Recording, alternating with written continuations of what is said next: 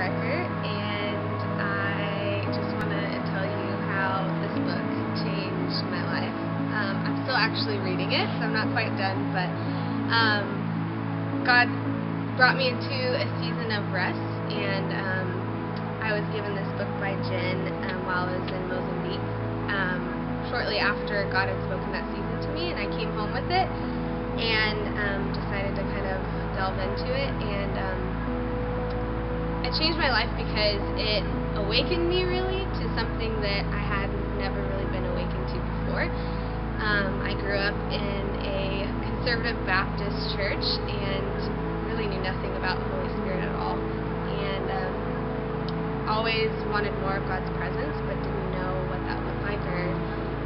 really was even in an environment where that was like accepted or drawn out. And so I got to experience more of the Holy Spirit moving through some charismatic spheres through Iris and the Venue Church and some other places, but specifically in reading this book, God was just awakening my spirit to longing for more of His presence, and not only to see that happen around me, but for myself, longing for the Holy Spirit to encounter me personally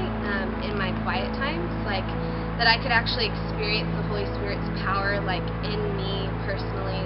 just being one-on-one with Jesus, and not having to be around amazing Spirit-filled people necessarily. I could actually experience the Spirit in me,